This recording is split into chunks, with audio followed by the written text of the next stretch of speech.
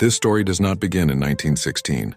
It begins today, in the ruins of cities, in the cries of mothers, in lands where blood still answers a decision made over 100 years ago. A single question remains. Who gave them the right to decide our fate? Pause. A dying empire, calm narrative. The Ottoman Empire was old, but it was still alive. For centuries, Arabs, Turks, Kurds, and Palestinians lived under one rule, on one land, with one shared history. But to Europe, this empire was not history. It was an obstacle, and powerful nations do not tolerate obstacles. They remove them. And the promise in the desert, hopeful, dark. In the cold desert nights, British officers sat inside Arab tents. They made promises. Rise against the Ottomans, they said. Fight this war, and the Arab land will be yours. Freedom. That word spread through the desert like fire. Young Arab men took up swords, mounted their horses, and fought, not knowing their land had already been sold. The closed room in London, cold, emotionless. Thousands of miles away, no desert wind, no call to prayer, no human voice. Only a room, a table, a map. Two men sat quietly.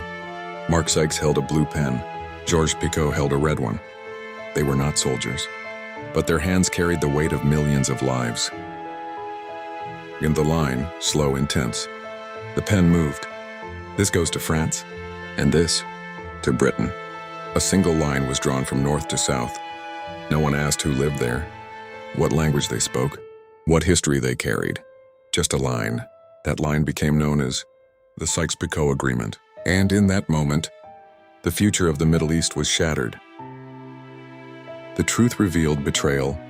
The war ended. The Ottoman Empire collapsed. The Arabs waited for freedom. But instead, they saw new flags, French soldiers in Damascus, British rulers in Baghdad, and Palestine, silent, but marked. The promise of freedom was never real. Pause. The second blow, Balfour Declaration, firm, dark. In 1917, another document was signed. No weapons, no armies, just ink, the Balfour Declaration. It declared that Palestine would become a national home for Jews. No Palestinian was asked, because those who own the land are rarely asked.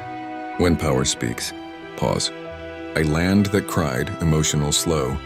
Palestine was alive. Children played in its streets. The call to prayer echoed. Church bells rang. This land belonged to many, but on foreign maps, it was already dead. Long pause. The ending, still unfinished, heavy, powerful.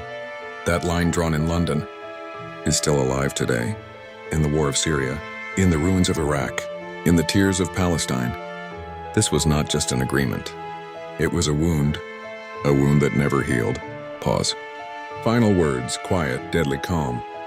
When the fate of nations is written in closed rooms, history responds in blood.